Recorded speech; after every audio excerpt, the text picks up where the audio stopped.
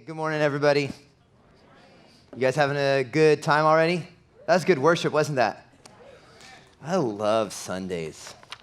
You know, a lot of times Sundays can be the end of our week. You know, the week starts on Monday, but it's crazy the difference when you change your thinking to say, all right, Sunday is the start of my week, and I'm going to get all, the Spirit of God inside of me because Monday's going to be hard, right? So change your thinking. Let's do it. All right. I want to start by showing a video. Well, we're going to be talking today. We're going to be talking about averages, and I found this great video to explain averages. Let's see how close we come to being an average American. Let's show that video. Do you ever wonder how you stack up to others? For example, in North America, if you're a male who is taller than 5'9" or a woman taller than 5'3", then you're above average. And if you weigh less than 88.3 kilograms and 74.7 kilograms, then you're below average. Worldwide, however, humans actually weigh 62 kilograms on average. If you read less than 12 books a year, you're below average, but avid readers likely inflate this number, with 4 books per year being the most common number reported. And if you can read faster than 300 words per minute, you're above average. Type more than 40 words per minute, and you're also faster than the majority. If you finished a bachelor's degree or higher, you're above average, but if you don't finish high school and you're from an industrialized nation, you're far below average, with only about 10% not finishing. If you're a man who can bench press more than 135 pounds, you're stronger than many, and if you're a woman who can run a mile in less than 7 to 10 minutes, you're faster than the others. If that tires you out and you sleep more than 6.8 hours, you're getting more than the majority. And if to wake up you're drinking less than 3 cups of coffee per day, you're below average. Still thirsty? Most people drink 3 to 4 cups of water a day. Too much fluid make you pee? If you're urinating less than 6 times a day, you're below average. Have a family? If you end up having more than 2 kids in your lifetime, in most of Europe and North America, you're above average, but if you have less than 6 children in Niger, you're below average. And if you're watching more than 5 hours and 4 minutes of TV each day, that's more than most. That's about the same amount of time the average person spends on their mobile device. But if you're a teen and spending less than 9 hours a day on media, you're actually under the average. 9. The average person also simply touches their phone over 2,000 times a day. Think you're smarter than the average person, or better at driving? How about having better health, memory, or being a better friend than the average person? Turns out the vast majority of people also think they're better than average in a phenomenon called illusory superiority. It's a cognitive bias where people overestimate their own abilities and qualities, with one study revealing 87% of students at a university surveyed rated their academic performance above the median. Interestingly, people with lower IQs tend to overestimate their IQ, while people who actually have above average IQs tend to underestimate them. Men are also more likely to overestimate their IQ by 5 points, while women underestimate theirs. Perhaps most shocking is that in cognitive tests, even the lowest scoring groups predict that they're above average, showing a strong illusion, and researchers believe it's because those worst at the task are also worst at understanding the skills required to do it well. This paper actually won a Nobel Prize in 2000. In the words of Charles Bukowski, the problem with the world is that the intelligent people are full of doubts, while the stupid ones are full of confidence. Isn't that great? What a fun video on talking about averages, and I wonder where we all found ourselves in those things. And I know that some made us feel really good. How many of you guys glad that the average person drinks 3 coffees a morning? Doesn't it make you feel better about yourself, right? And different things like that. I want to talk today about averages, but real quick, I want to talk about some church averages. You guys want to hear some church averages? The average adult that lives their life for Christ throughout the years, the average adult goes to 910 church services. That's a lot. They hear 910 sermons. This is crazy. They sing over 10,000 songs. Probably because of Caleb in the morning, right? And, oh wait, there was one thing in there I wanted to talk about, the average that shocked me. I don't remember what it was. Okay. The average person will participate in over 5,000 public prayers, and the average person will lead 0 people to the Lord. That's a hard statistic, isn't it? 910 sermons, 910 services, 5,000 prayers, and yet what we see happen is that we've have this median that this average that we try to fall into. Now, I want to talk about averages today and how close are we to being average. But before we do it, I want to make some observations about that video. The truth is that a lot of us were watching that video hoping that we were at least average. Is that right? What about the 12 books? How many of you guys fell way below that? You're like, no way, my people read 12 books a year? And then you're like, oh, 4, I could do that, right? Made you feel better. We want to at least be average. We want to fit in. You guys want to be average height? Like, we don't want to be too tall or too short. We want to be average. What about average weight? They did weight on there, right? You want to be right wherever the average is. You want to be close to it. You want to be too high, too low. How about how much water you drink a day? Wouldn't it be nice to know that you're drinking the right average amount that most humans do, and they're normal and they're not dying, so probably I'm not going to be normal and not die? Peeing, the normal amount a day. You know, we don't want to go too high over or too far under because we know both sides will take us to the hospital, right? We want to stay even. You know, I've learned that as Americans, we actually like to be in the average. We know that there's so many things that we can't. Can we be good at everything? No. Yeah. Other than Tory Trowbridge, we can't be good at everything, okay?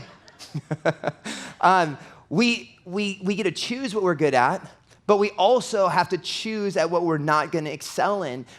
And what we end up doing is trying at those things to at least to be average. Why do we like to be average? Because if you're average, you don't stick out as being worse, inferior, or different in any way. So it's a comfortable place to be, living in the average. You know, a lot of us are happy to have an average job. That's a good thing. You know, we're not going to be some Bill Gates tech, but hopefully I'm going to be better than the guy living in the gutter, right? So I'm going to shoot for that average. What about an average car? We're happy with an average car, right? Anybody have a Bugatti in here? No, probably not, right? None of us plan on having a Ferrari, but we sure hope we don't get stuck with a 50-year-old Datsun. So let's get a Honda. Is this true? Average house. We want to have the average house. Likely, I'm not going to end up on Hollywood Hills, but I sure don't want to be at a van down by the river, right? So let me get we actually like averages. And this is interesting. Not only do we feel comfortable being average, not in average things, but we actually have a saying for people like Tori who are great at everything. Tori's like, I hate you, Neil. We have a saying for people that are great at everything. We call them overachievers, don't we? Because average is a great place to be. Let me find out where I am. There we are. Okay. The truth is that average is good, and most Christians feel like, you know, God is pleased with me when I live the average Christian life. Like, that's a place that's a really good place to be. And what does that even mean? We've all said these things. You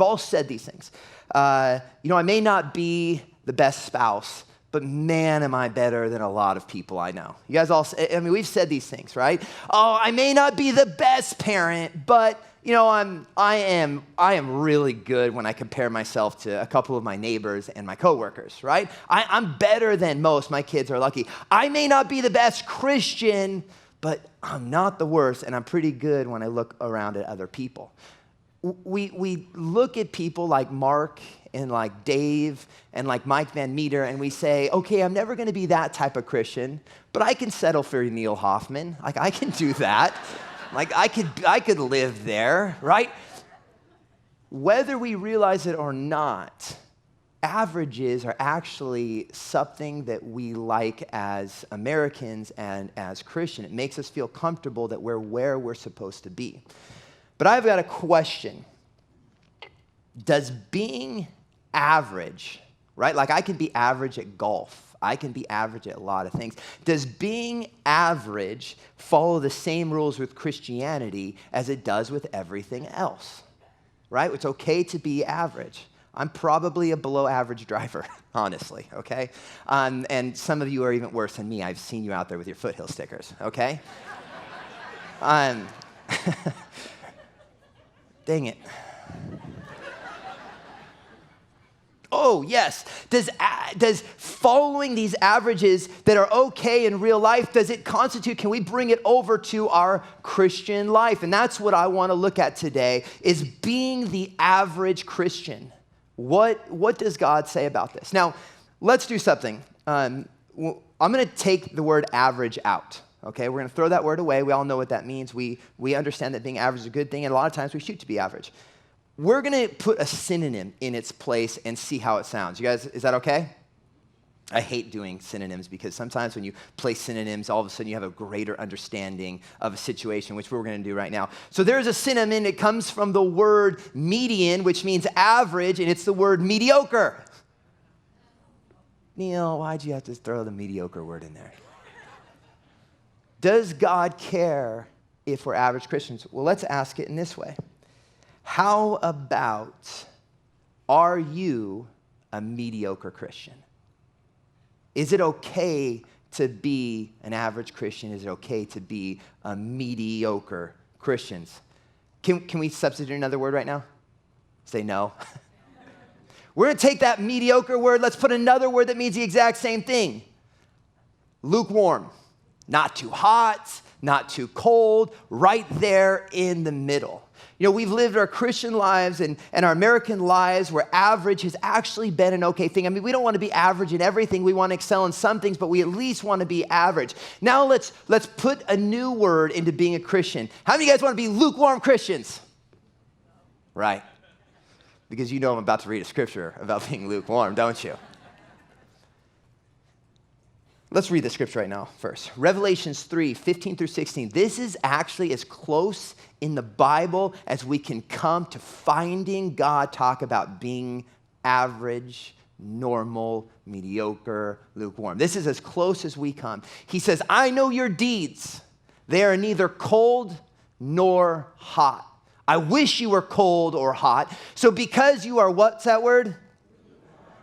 And neither hot nor cold, I will spit you out of my mouth. What a harsh take that God has on being an average Christian, isn't it? You know, a lot of us, like I said in the very beginning, we've rated ourselves and our Christian walk based on the people around us, and then we've become comfortable in those situations. And what I want to do today is talk about this and persuade you to be the best you that you can be, right? As Christians, I need to walk my life saying, I want to be the best Neil that God made Neil to be. And let me tell you, that's ordinary. I mean, that's not average. It's not the average person. The same thing goes for all of you. So what does God say about you?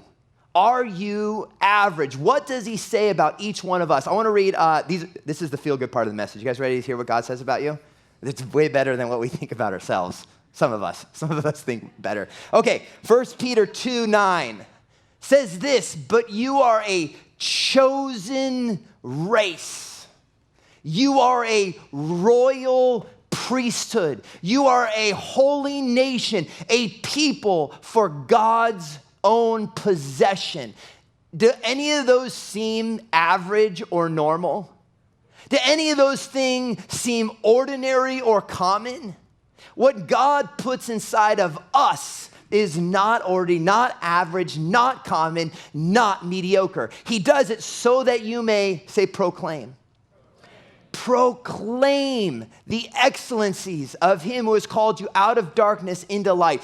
God has put his best in you. He has made us a people set apart for his own possession, a royal, kingly priesthood, so that we can proclaim his excellencies. Now, let me ask a question. Does the average Christian go out there and proclaim God's excellencies? No, but that is what we were made to do. What we need to do in all parts of our life is to try to raise the bar of averages. If all of us started living the life that God placed inside of us, called us, and has given us to live, you guys know what the average would do, right? It'd go way up. We'd start seeing incredible things happen. I'm going to give you some stories throughout this message about people who have decided they weren't going to live ordinary. Not incredible changes, changes that all of us could make, and tell you what happened with them. And I'm going to tell you one of them right now. God, no, I'm not. Let's keep reading. Philippians 4:13, I forgot. We had to go through these 3 scriptures. This is what God says to you. He says, Neil, you can do all things through Christ who strengthens him, right? I can do all things through Christ who strengthens me. Question, is God's strength normal? Is it average? Is it common? If I have Christ's strength running through me, it makes me anything but average, right? The honest truth is that all of us are ordinary like every other human being on this world because we're all just humans. But when we become heirs to God, sons and daughters of him, that strength right there makes us completely different. You, my friends, are not normal. Isaiah 40:29 through 31 says this, and he gives strength to the weary, and to him who lacks might, he increases power. Does that sound like a normal life? It doesn't. What God has and what he's given us is that we won't grow weary. Though youths grow weary and tired, and vigorous men stumble badly, yet those who wait on the Lord will gain new strength. They will mount up. This is for you with wings like eagles. They will run and not get tired. They will walk and not become weary. Is that it? Yep, that's it. How many of you guys walk and get really tired? Right? Wouldn't it be great if this was just like not only spiritual, it was physical? It's like, all right, Lord, I'm going to save you. And then you can run and not stop, never get tired. Listen, spiritually, you guys, God says, I will mount you up on my wings. I will take you places that you cannot take yourself. I will be your help. You rest in me and I will give you strength when you're tired, because I don't call you to be average and normal. I call you to rise above and proclaim my excellencies. Amen? Isn't that great that's living like a Christian? That's what we get. I'm going to give you one of my stories right now. Okay, let me tell you what I'm talking about when I say we need to live not the average way. We need to live uncommon. We got a girl right over here. I see her, so I'm going to use her story first.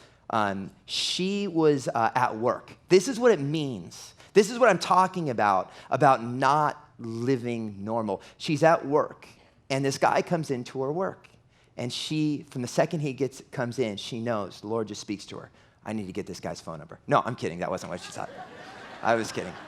She's actually married. Okay. She thinks, she feels the Lord just press on her. I need to pray for this guy. Normal people don't just pray for strangers, do they? Normal people don't move out of their comfort zone that far to reach out and pray for someone. But she just feels it inside. And so she is sitting there, and she hears him start talking about how his back hurts. And she says, sir, I have to stop you right there. Since the second, she's fighting it. She doesn't want to do it, but she knows that the Lord is calling something out of her, and she's not willing to just be ordinary. So she says, sir, I got to tell you something. Since the second you walked in here, the Lord has put upon me that I need to pray for you. Can I pray for your back? And he's like, take it back. Sure. She prays for his back. This was like a month ago. Prays for his back right there, right in their place of business, and the guy is 100% healed. To this day, he still talks with her about all the things that he can do. He's playing with his kids again. He's going to the gym because one lady, can we give some praise to God for that? That's like a big deal. Because one girl decided, I'm not going to be ordinary. I'm not going to do the norm. God never made us to do that. Here's the depressing truth, is that many of us are going to die average, and many of us will only accomplish the mediocre, and much of our faith will not go more than what is common unless, right here it is, unless we decide now to do what average people won't do. Fight for what normal people won't fight for and build passion that is not common. Do you guys want that in your life? You want to see Jesus move inside of your life? Because I'll tell you this, that's the greatest life to live when we decide we're not going to be common. When God tells me to pray, I'm going to pray. In fact, I'm going to ask God, give me times where I can pray for other people. Now, let me say this too. The world is full of cautious people who are going to live fine, long lives, right? Lots of people that are going to live good, long lives, and they're going to go through life trying to minimize risk and hardship and try to keep their life simple and easy, and they're going to have a long, good, fair life with the Lord. But I'll tell you this, if that's the kind of life you live, then you're going to miss out on a lot of the most amazing things that Jesus wants to do in your life. The miracles that God has for you, the incredible things that are in store for you. The average person never sees them because they never go and attack those things. I remember 7 years ago, I was doing the college ministry over there, and Mark and Dave come up to me, and they asked me like the most scariest question I'd ever been asked. And I've talked about this before. They said, "Neil, will you preach on a Sunday?" And that was the first time as an adult that I wet myself, okay? I was so afraid, you guys, I can't explain. I had gotten comfortable. Life for me had become ordinary. Things were going regular. And then Mark and Dave come in and throw me into the pit of worry and anxiety for like 2 weeks. But can I tell you something? I thank God that they did. They pulled me out of what I made as my average life. See, maybe you're in here and you're thinking, Neil, I'm not average. Yeah, that may be true, but have you started a new average life for yourself where you're not being tested? And I got over there and I was just doing what I was doing. And had they not done this, I would have never experienced the true amount of what God had for me. I wonder how many of us are not getting the full amount of what God has for us. I want to be the best Neil that God made me to be, and it's not average, and it's not for you the same. So why do we like average? Right here. Because the world wants us to be average. You guys know that that the devil his goal isn't to make you deny Christ and go to the dark side. For most of us, he knows that's a waste of time. So he has a different tactic. He just wants to make us ordinary. That's what the enemy wants for you. As long as he can make it so that we don't matter, then he has done his job, right? This is the world's idea. No one cares about your religion as long as you keep it to yourself. And no one cares what you believe as long as you do it privately. That's the truth. The enemy doesn't care. It's when Christians stand up and proclaim what is right and what is wrong in their neighborhoods, at the grocery store, which I got a story for you there too, at the gas station, at the workplace. When Christians stand up and make a big deal, that's when the enemy gets scared. But average Christians don't scare him. And I'm telling you right now, I don't think that God ever called us, made us, or asked us to be average. Let me tell you another story about a young man. I don't see him. He always sits over there. Maybe he's not coming to church this weekend. He wasn't on Saturday night service either. Okay. Young man, Mikey Pridgeon, works over at Team Kia.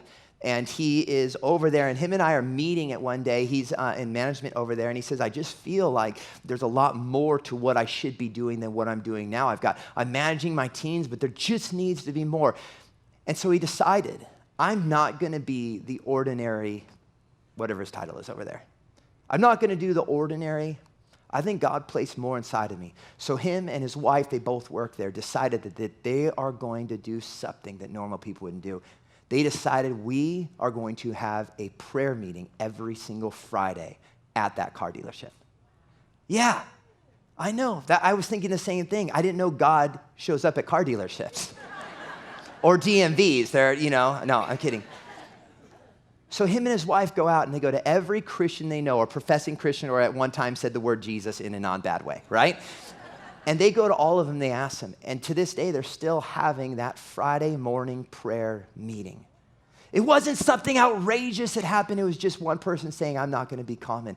I am going to be more of Mikey that God made me to be than I'm being today. The world wants us to be average. Yeah, what a good guy. We were not given this life to be mediocre. And it's interesting when you look at every translation, right? The NIV, the NASB, the King James, the Amplified, the Living Translation. You know that the word average is not in any of those translations at all? Not once. And I believe the reason is because God did not call us to be average. He created us and empowered us and destined each one of us to be way above average. That for each one of us, we need to ask ourselves this question: am I being the best, insert your name, that I can be?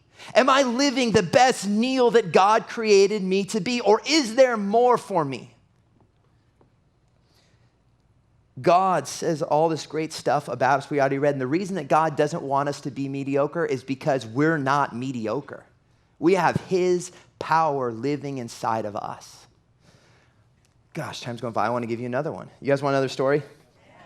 This is what happens when people decide to live in a way that's not average. I'm going to pick on Linda Hoffman, my mom right now. She does something that I love, okay? When she goes to a grocery store, normal people go to a grocery store, they go in, they shop, they leave, and they hope that the cashier isn't going to like talk their heads off, right? Like just get in, get out, get in, get out. My mom takes it a different step. You know, when we're talking about being above average, it doesn't mean we got to start a podcast. It doesn't mean we have to get on a pulpit. It doesn't mean we have to get a blowhorn. This is what it means. It means that we want to do things for God that are just not ordinary. Amen. So she gets into the parking lot of the grocery store. This is her MO. And she turns her car off, and she sits there, and she puts her hands, and she says, Lord, would you go into the grocery store and shop with me? Would you bring anybody that needs to hear from you and put them in my path because I'm yours? That's not ordinary, isn't it? How many of you guys believe that a lot of stories come out of that?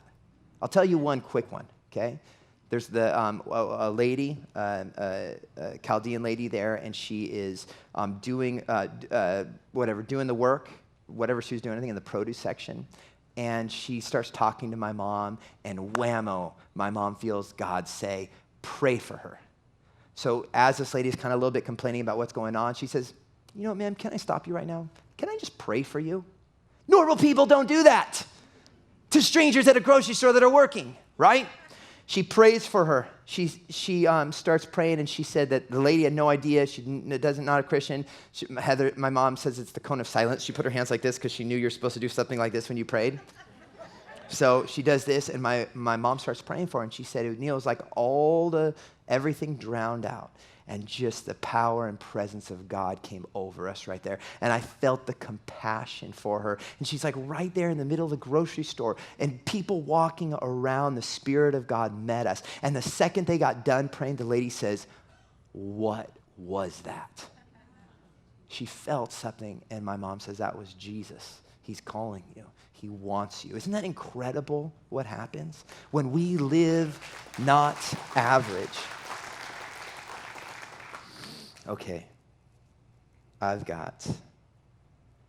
gonna end with just some more stories, okay? This service is shorter than the others, all right? Can I tell you another one? Yeah. All right. There's a guy named Edward Kimball. Anybody have ever heard of a guy named Edward Kimball? I love this. None of us have heard of this guy because he lived in the 1800s and he was just a dry goods salesman. That's all he was. You know, to do things for the Lord, you don't have to be great and you don't have to fill some great stage call. This guy was a dry goods salesman, and he was at church, and he decided, I'm going to sign up to be a Sunday school teacher. And so he signed up, and he had a group of guys, high school guys with him. And he decided as a Sunday school teacher, that he was going to be uncommon. He was going to do what other people wouldn't do. He was going to go further in just his influence with these guys. And so that's what he did. He found out where they work. He got to know them. There's this one kid named Dwight inside of that Sunday school. And it wasn't a good kid. So he wasn't a Christian. He showed up to church, but he really had never given his life to the Lord. One Sunday, Edward Kimball heard the Lord say, I want you to pray and tell Dwight about me. And the chance didn't come up in Sunday school. He felt it. He knew he was supposed to, but it never came up. It wasn't easy. The timing wasn't right. And then Sunday was over and Dwight left. Well, Edward knew where he worked, but he thought, you know what, I'll just wait till next Sunday, God, and we'll set up something. How many of you guys have done that? Like, oh, God, next week we'll do that, okay? That's normal. But Edward was sitting there, and he's at his house, and his heart's pumping and pounding, and he's realizing, God, you don't want me to wait. And he knew that Dwight worked at the shoe shop that was down the road, so he decided, I'm just going to do this. And he walks to the shoe shop, worried about what he's going to say the entire way. This kid is at work. It's not at church, right? You don't bring church to work, do you? Normal people don't. This guy, he gets up to the door and he walks in and he asks if he could talk to this kid, Dwight, in the back room real quick. And the manager lets him. And right there in that back room, he tells Dwight that Jesus is calling him. He gives him what Jesus was saying to him. And he says, Jesus wants to be your Lord and Savior. And right there in that back room, Dwight L. Moody gave his life to the Lord. That's crazy. One of the greatest evangelists in American history gave his life to the Lord because one Sunday school teacher, a dry goods salesman, decided, I'm just not going to be ordinary. God did not make me to be average, and so I need to do what average people won't do. And can I tell you something cool about that right now? It's this, that not only did D.L. Moody, we all know him, give his life to the Lord, but listen to this. At one of D.L. Moody's revival meetings, John Chapman shows up, gives his life to the Lord, starts his ministry. At one of John Chapman's meetings, Billy Sunday comes in, gives his life to the Lord, starts his meetings. At one of Billy Sunday's meetings, Mordecai Ham gives his life to the Lord. And at one of Mordecai Ham's revival meetings, these are pillars, Billy Graham gives his life to the Lord. And I just wonder inside of this room how many of us can trace our Christian heritage back to Billy Graham, whether it was a meeting we went to or something our parents went to that influenced us. In fact, actually, can I ask a hand? How many of you guys could trace your Christian life back to Billy Graham? Let me see. Look at that. I want to say this. We go all the way down this line. It started with an ordinary guy deciding to be extraordinary with his walk with the Lord. Can we have the band up right now? You know, I want to say that there's a lot of things that we can be average in today. There's a lot of things that we can do that are the median, that are the norm. But can I tell you that God has never called us to be an average, mediocre Christian. He has a lot more for us. Let's stand up right now. I want to challenge you guys with something. I want to challenge you guys to ask God what he wants to do with you that's more. Lord, what more can I do for you? Maybe you need to start praying when you've got to go get gas. Gas is a great thing to start getting a habit of because we have to do it once or twice a week. What if we were to start praying, all right, Lord, I need to get gas. Do you have a specific gas station that you want me to show up to? I mean, it's got to be within 3 miles of this point right here, right? Because that's how we all do it. Do you have a gas station that you need me at? Normal people don't do that. But normal people don't see the miracles that unordinary people do. Maybe you have a situation with your family, and it's hard, and you want to punch them out because that's what normal people want to do. Maybe God is in here telling you right now, I want you to be unordinary with your family. I've never called you to hold aggression. I never said that you're allowed to be the one who gets revenge. I said you were supposed to have compassion, and you were supposed to be kind even when other people are unkind. You're supposed to turn the cheek.